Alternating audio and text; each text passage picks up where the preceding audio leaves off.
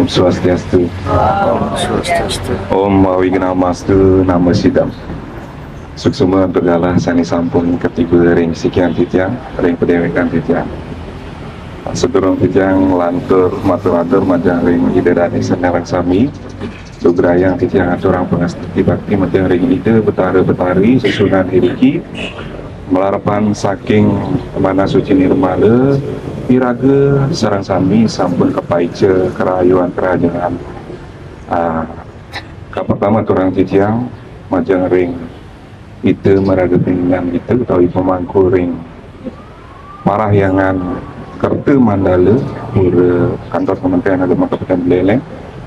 Sani pangat musika yang titiang para mahasiswari utawi hal subakte sani sampun ledang ngarengin pengebaktian ring raina becik kadi makin sapuni ketalar sematon lanang istri sanitan presiden di tiang carse siki kalih ring raina becik puniki tenake di tiang matur di tiang wantah jadi ngaturang pekiling sani memurde keyakinan yang berkesadaran satu dinamika sang sami Cina sampun iraga dados wargi Kementerian Agama pasti berbicara antara keyakinan, kepercayaan yang mana sebenarnya keyakinan kepercayaan bagian dari indikator yang namanya agama itu sendiri. Tetapi ada perbedaan yang terpenting antara keyakinan dan kepercayaan. Keyakinan itu timbulnya di dalam diri, sifatnya spiritual.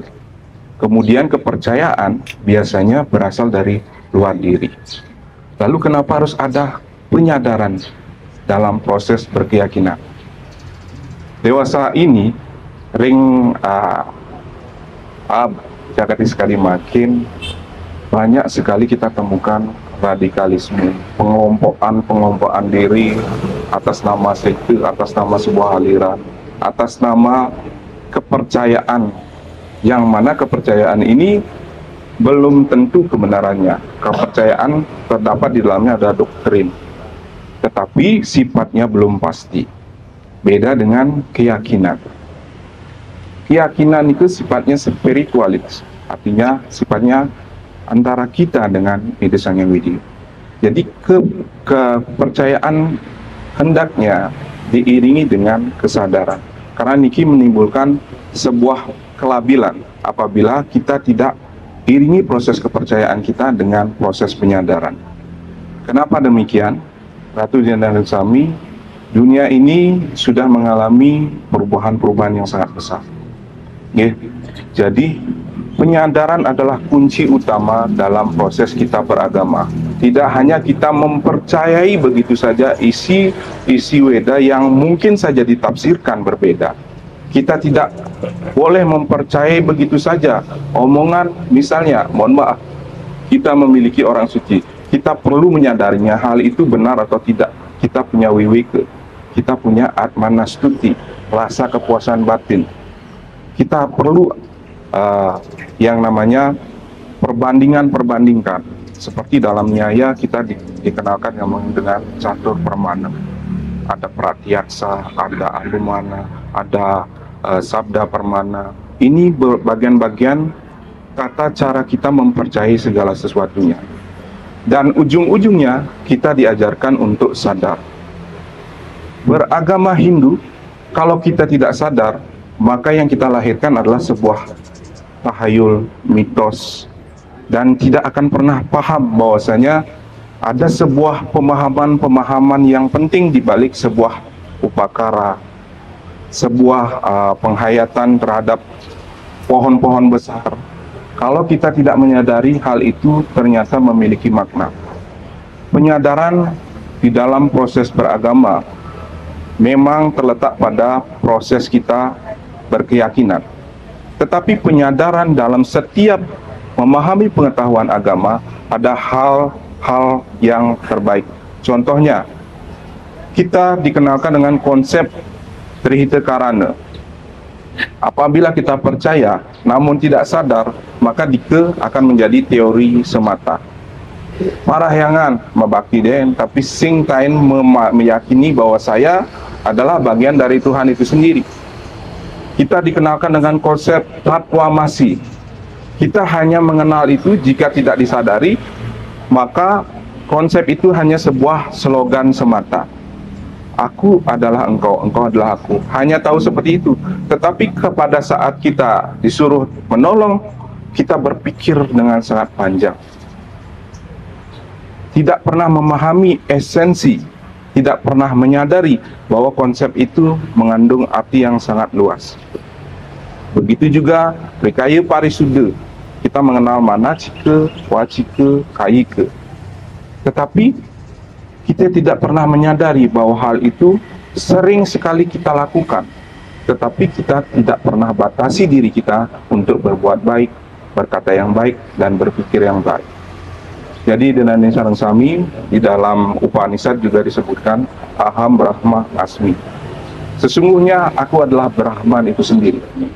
Yening ide Dani Sareng Sami tahu bahwasanya kita adalah Tuhan itu sendiri dan menyadari bahwa kita adalah bagian dari ide Sang Hyang Widi, maka tatwamasi itu kita sadari sebagai sesuatu yang sangat penting. Karena sejatinya kita didiami oleh Sang Hyang Atma. Badan kita adalah badan yang didiami oleh Tuhan itu sendiri. Maka sering disebutkan sarira madhyam kalu dharma sardanam. Kalau saja ide Dani Sareng Sami sudah menjaga badan fisik ini dengan baik, sesungguhnya itu adalah salah satu perlakuan yadnya yang paling mudah dilakukan. Kalau tubuh ini sakit, mari kita obati. Kalau tubuh ini kotor, mari kita bersihkan. Ini bagian dari yadnya. Sarira madhyam kalu dharma sadana. Di dalam Chandogya Upanishad, seperti yang sebutkan tadi, ada tatwamasi, ada juga sarwo kalu idam brahman. Artinya segala sesuatu ini didiami juga oleh ide Sang Hyang Widi.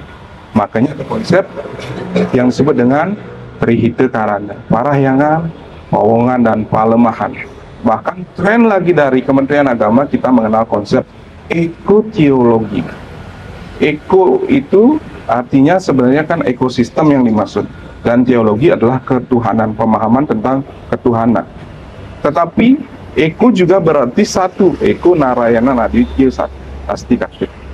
Dan teologi ketuhanan. Sebenarnya Kementerian Agama atau agama di Indonesia memahami satu Tuhan, namun dalam lingkup ekosistem pengendalian oleh Tuhan. Ekoteologi itulah pengembangan dari proses pemahaman apabila kita menyadari ekoteologi juga proses penyadaran kita bahwa sejatinya lingkungan kita sudah diawasi oleh ide Sang Hyang Widi.